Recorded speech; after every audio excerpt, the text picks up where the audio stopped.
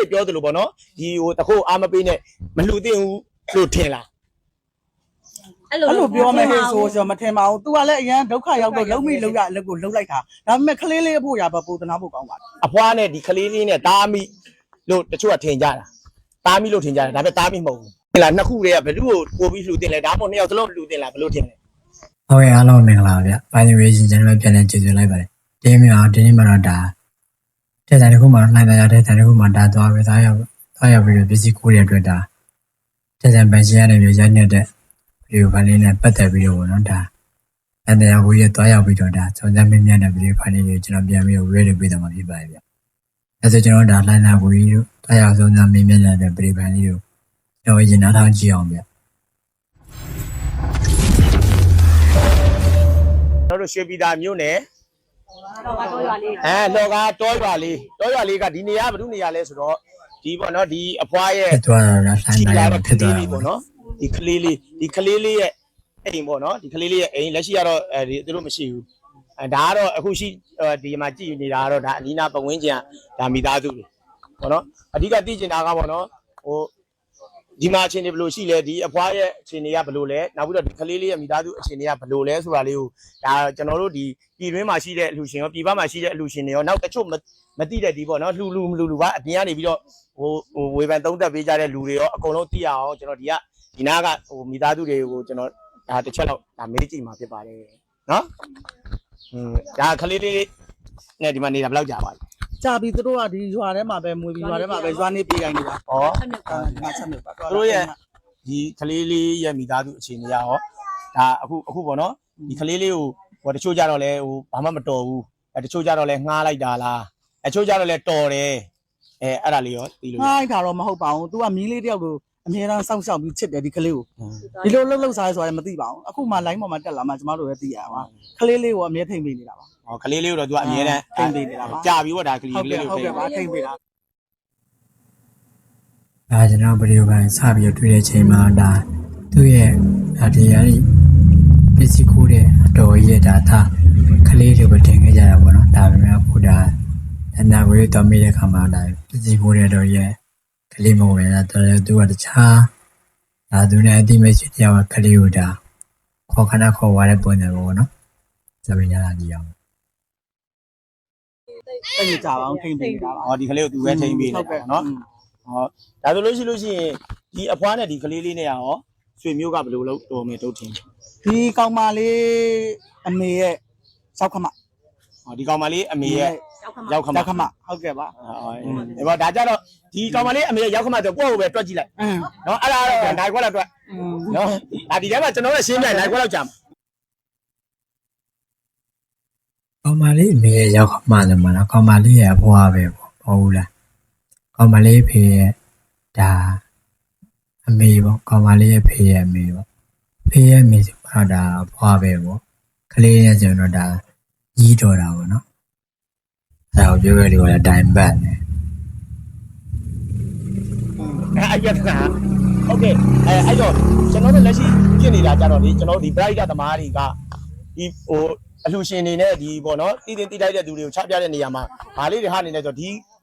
အဖွားနဲ့ဒီကလေးလေးနဲ့တားမိလို့တချို့ကထင်ကြတာတားမိလို့ထင်ကြတယ်ဒါပေမဲ့တားမိမဟုတ်ဘူးတချို့ကြတော့လဲပေါ့နော်ဒီကလေးလေးရောအတူတူပါလေလို့ထင်ကြတယ်ဒါပေမဲ့ဟိုပေါ့နော်မပါဘူးပေါ့နော်ကလေးလေးနဲ့တကလေးလေးကို तू ကချစ်တဲ့ခင်တဲ့အတွက်အမြဲတမ်းလာခေါ်ယူပြီးတော့ငကိုတွေကမှဒီလိုပြဿနာတွေမဖြစ်ခင်နေရာမှာဒါဒီကလေးကိုခေါ်ပြီးတော့ထိန်းကျောင်းတာရှိတယ်ပေါ့နော်အဲ့တော့ဒီအဖွားကတော့ဒီနားမှာတနေရာမှာနေတာဟုတ်ကဲ့နော်အဖွားတက်တနေရာမှာနေတာဒီလိုပြဿနာတွေဖြစ်ခါမှာဒီရမိသားစုတွေလည်းဒါသိကြတာပေါ့နော်အဲ့ဒါဒီကလေးလေးရဲ့မိသားစုတွေရဲ့ဒီသူတို့ပေါ့နော်သူတို့ရဲ့ဒီကိုကျင့်တရားပိုင်းတွေရောဘယ်လိုလေးရှိလောက်လဲကိုချင်းတရားပိုင်းရောသူတို့အလုပ်လုပ်တယ်တောတိုးတယ်အခုဟိုနဲ့မဲဇလီဘူးချိန်ဆိုမဲဇလီဘူးတက်တယ်ဇွာထဲမှာဈေးရောက်တယ်9ရောက်တယ်9ရောက်တယ်အဲ့ဒါလေးပဲတို့ချို့ကြတော့လေခင်းခုတ်တယ်ဒါပဲချို့ကြတော့အခုပြောနေကြတာပေါ့နော်အလှရှင်တွေလှူတဲ့အခါကျတော့ခိုးတဲ့လူကိုဒီလိုလှူနေမယ်ဆိုလို့ရှိရင်နောက်လူတွေပါလိုက်ခိုးမလဲဆိုတော့အဲ့ဒီပေါ်မှာပြောကြရှိလားဘာတွေရှိလဲ အဲ့လိုတော့နာမည်ပြတ်မရှိပါဘူးအခုတခါ ဘ ပဲ လို့ဘာကြောင့်လှုပ်လိုက်တယ်လို့ခံမှန်းမိလဲထင်မိလဲကိုယ်စိတ်က သူ့အမေကတော်တော်ဒုက္ခရောက်နေလို့လုံးမိလောက်ရအောင်လုံးလိုက်တာပဲဖြစ်ရမယ်ကျမတို့အခုအသက်56နှစ်ရှိပြီဒီလိုဟာမျိုးတစ်ခါမှမကြဘူးဒီလိုရက်ွက်ဒီမှာရောအုံထားဆိုတာကျမတို့မကြဘူးအခုတခါပထမဦးဆုံးမှာ အဲ့လိုထင် ပထ လား မဦးဆုံး အဲ့လိုထင်လဲ ဟိုကအဲ့လိုမလုပ်ဘူးသူနံပါတ်ပြတဲ့မရှိ ဘာကြောင့်ဒီလိုလှုပ်လိုက်တယ်လို့ထင် သူစားတယ်ပြီးလောက်တာပဲထင်တယ်တော့ကြာ ပြသူ့အိမ်မှာဟိုစားစိမ်းနဲ့ဝင်ဝင်နဲ့မမြောင်မမြောင်သူတို့မှာသူအဲ့ဒေါ်ရဲ့ရှိမာကယူထားတဲ့ယောက်ျားကနည်းနည်းငဲတယ်နောက်အိမ်အောင်ပြုတ်ထားတာနောက်အိမ်အောင်ပြုတ်ထားတော့ तू ကလုံကြုံရေးလောက်တာလုံကြုံရေးလောက်တဲ့အတွက်ဝင်ငွေကလုံကြုံရေးတယောက်ရဲ့လာစား2သိန်းကျော်လောက်ပဲရတယ် ဒါပါလား အဲ့လိုမျိုးဆိုတော့ဒီမှာစားဖို့ကပတ်စံ2သိန်းဆိုတော့ဘလို့မှစားမရဘူးအဲ့အတွက်ဟိုအတိုးယူမယ်ချီးမယ်ပြုတ်မယ်ပြုတ်လာတော့အတိုးကျွေးတွေမနိုင်တဲ့အချိန်မှာ तू လုံးမိလို့ရလှုပ်လိုက်တာလို့ပဲထင် အတိုးရင်းနဲ့ပတ်သက်ပြီးပြောရမှာနော်ဒီကျွန်တော်မြန်မာနိုင်ငံမှာဒါမရှိရတဲ့ကြရမများဘူးနော်ဒါပတ်စံစီမပြေတဲ့ခါကျရင်လွယ်နည်းနဲ့ပေါ့နော်ဒါအတိုးနဲ့တွတ်သွားယူကြတယ်ပေါ့နော်အဲရန်ကုန်မှာဆိုလည်းနေသွေးတို့ပါလို့ရှိတယ်အဲတစ်ပတ်တစ်ခါသွင်းတော့နှစ်ပတ်တစ်ခါသွင်းတော့အဲ့လိုမျိုးတွေပေါ့နော်အဲ့လိုယူတဲ့ခါကျတော့ပတ်စံတွေကဘယ်လိုဖြစ်လာလဲဆိုတော့ကျွန်တော်တို့ရောက်ရတဲ့မှာနေရောဆိုနေတာတတိထားမိနေပေါ့နော်သူတို့ကလှုပ်တဲ့ပတ်စံကိုသူတို့ကအကျွေးဆက်တယ်ပြီးရင်ထက်ချီတယ်ပြီးရင်ထပ်ပြီးတော့ကျွေးဆက်တယ်ဒီအတိုးတွေကိုနေ့စဉ်တွေကလှုပ်ချနေတယ်ဒါဆိုပြောရရှိတာအကြီးစားတော့ဘူးလားဆိုတော့မဟုတ်ပြန်ဘူးနော်ကိုလိုရတဲ့ချိန်မှာကြီးစားလိုရတဲ့လောက်လေးကိုပဲယူပြီးတော့ပေါ့နော်ဒါကျွေးချန်ချွေထားပြီးတော့ဒါသုံးတင်တယ်ပေါ့ဒါမှလည်းဒါကိုယ့်ရဲ့ခက်ခဲရအဆင်ပြေမှာပေါ့နော်ဒါတော်တော်များများအဲ့လိုမျိုးမဟုတ်ဘူးဗျာနော်ရှင်ရှိသူတို့သုံးတယ်မရှိလို့ရှိရင်ချေးတယ်မေးရဒိုးတွေပေးတယ်ဘာညာစင်ပြေပြလာတယ်ပေါ့နော်ဒီဖွားလဲဒီခုအကူမိတဲ့ဖွားလဲဒါဦးစင်းတစ်ပါးမေးတော့ရပါတော့သူစီမှာဒါကျွေး5-8တန်းလောက်ရှိရပေါ့နော်အဲဒါကြောင့်မလို့ဒါသူကကြံပြီးလောက်ရတယ်လို့ပြောတယ်ပေါ့နော်ဒါတွေကလည်းဒါစင်ပြေမှုတွေရဲ့ဒါနောက်ဆက်တဲတွေပေါ့နော်လူကြီးပြောရတာမပြေတိုင်းတော့ကိုးစားမှဆိုတော့ဒါနေလမမှန်များပေါ့နော်အဲ့ဒါကဆိုရင်ဒါဒီမျိုးမလုပ်တင်ဘူးပေါ့နော်ဝက်ချောင်းဆက်ပြီးတော့ကြည့်အောင်လေ ကိုတွေကတော့ तू ကအဲ့လိုမျိုးခြေသားလက်စားလည်းမရှိဘူးကွာ ဟုတ် အဲ့လိုမျိုးခြေသားလက်စားလည်းမရှိ အခုဆိုလို့ရှိရင်ကျွန်တော်တို့လှူထားတဲ့အလှူရှင်တွေရှိတယ်အဲ့ဒီအလှူရှင်တွေပြင်ကိုကျွန်တော်နောက်ထပ်လှူတဲ့အလှူရှင်ဒါလားဆိုတော့ကျွန်တော်အကျိုးအကြောင်းအခြေအနေမသိသေးလို့လက်ရှိကြတော့လေဒီကလေးလေးကတက်ဗျာဒီအဖွားကတက်အဲ့လိုတက်ဖြစ်တဲ့အခါကျတော့အခုအလှူရှင်တွေကတကယ်လို့လှူခဲ့မယ်ဆိုရင်လှူမယ်ဆိုရင်ဒီကလေးလေးကိုလှူတင်တာလားဒီအဖွားကိုလှူတင်လာလားဒါမှမဟုတ်ဟိုဘောသူများတွေပြောသလိုပေါ့နော် လေးရတော့ချားရနေတဲ့ဇက်ကဖြစ်ခဲ့ရတယ်ပါမှလည်းမသိဘူးအရန်တနာဖို့ကောင်းပါတယ် အဲ့လိုပြောမယ်ဆိုကျွန်တော်မဟုတ်သူကလည်းအရင်ဒုက္ခရောက်တော့လုံးမိလောက်တာလို့ဒါပေမဲ့ကလေးလေးဖို့ရပါဘူးတနာဖို့ကောင်းပါကလေးလေးကပန်းကောင်းညိုညိုဖြစ်သွားတာပေါ့ လှူမယ်ဆိုရင်ဒါဆွမ်းနာပြောသလိုပေါ့လှူတော့လှူတင်တယ် သူသိတာပေါ့ ဒါဆိုဟိုလှူတင်တယ်လို့ဒါပေါ့နော်ဒီပတ်ဝန်းကျင်ကရှိတဲ့လူတွေပြောတယ်လှူတင်တယ်ဆိုရင်ဒီကလေးလာနှစ်ခုတည်းကဘယ်သူ့ကိုပို့ပြီးလှူတင်လဲဒါမှမဟုတ်နှစ်ယောက်စလုံးလှူတင်လားဘယ်လိုထင်လဲ ဘူးအဲ့ဒါဆိုတော့မနေ့နှစ်ယောက်သူ့ရင်တော့နှစ်ယောက်ပါဘူး နှစ်ယောက်စလုံးလှူတင်တယ်လို့ထင်တာလှူမယ်ဆိုဒါဒီနှစ်ယောက်စလုံးမှ ရှ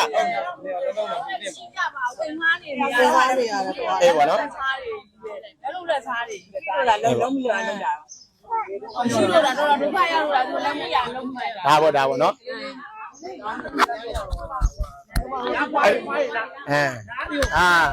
ဘာရလား ဖွားရည် အမေရဲ့ ကလေးလေးကဖွားရ ကလေးလေးပါရေး အခုကလေးလေးကိုတကယ်လို့လှူခြင်းတဲ့အလှူရှင်တွေရှိရင်ရောအခုလက်ရှိဒီအိမ်မှာမရှိဘူးဆိုတော့ဟိုကလာလှူမယ်ဆိုရင်လှူလို့ရပါမလား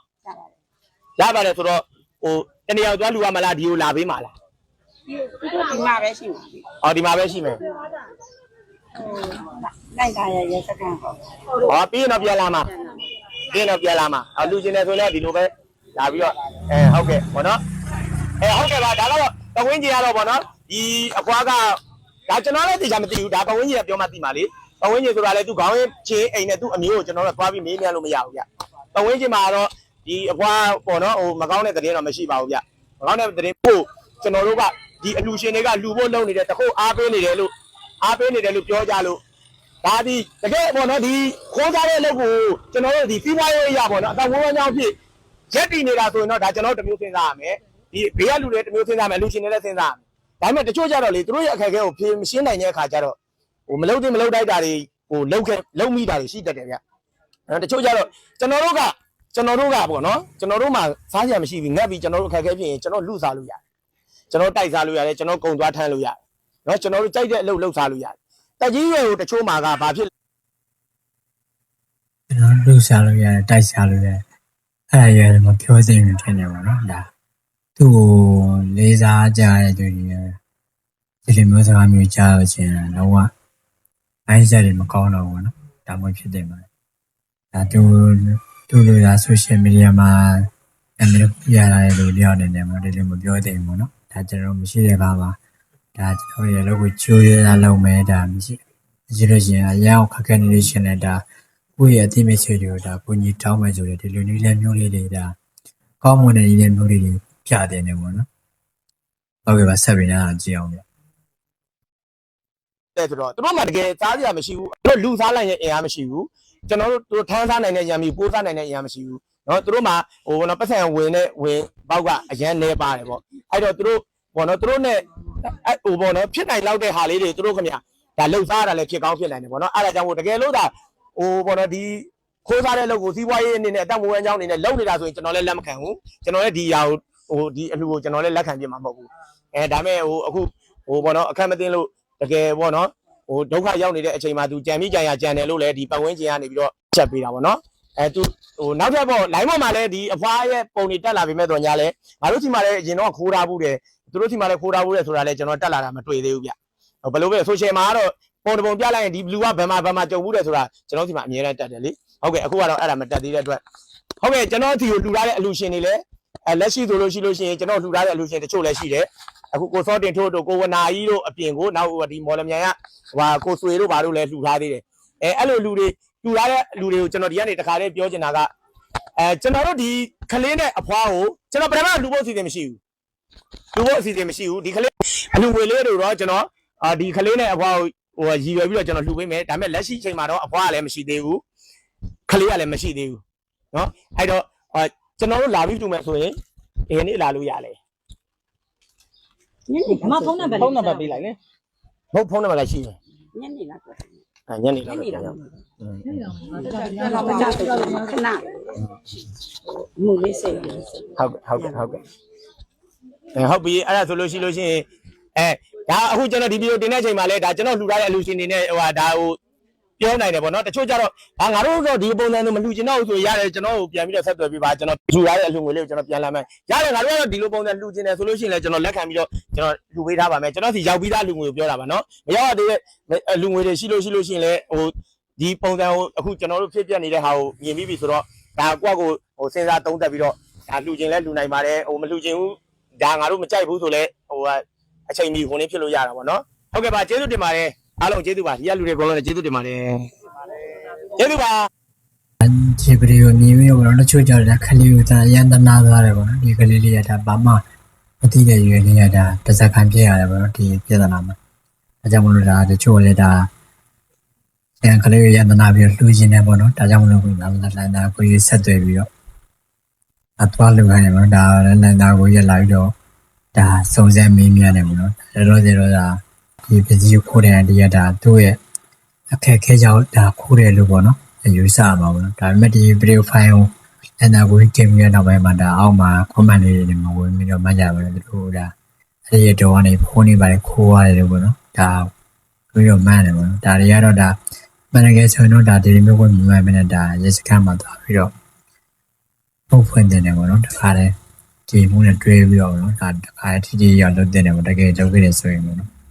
်မလုပ်ဘဲနဲ့ဒါမြောက်ကြောက်တုံးခြင်းတွေလုပ်တယ်ဆိုတော့မကောင်းဘူးနော်ဒါကိုရုံနဲ့ဒါအချင်းတွေကတော့ဒါတည်းလည်းများသိနေတော့ပါပဲဒါတိုင်းပေါ်မှာဒီခိုးရတာဘွားရဲ့မျက်နှာကိုဒါတည်တည်ကြပြင်ရတဲ့အတွက်လည်းပေါ့နော်ဒါသူ့ရဲ့နောက်ကြောင်မကောင်းတာတွေရှိလို့ရှင်လည်းဒါပေါ်လာမှာပဲပေါ့နော်လူတွေနေတယ်ဒါတည်တည်ကြလေးဒါစီစစ်ပြီးတော့လူသိတယ်ပေါ့နော်ဘာဖြစ်လို့လဲဆိုဒါပရိုက်တဲ့လူတွေတော်တော်များလဲတချို့လူတွေကလည်းဒါတကယ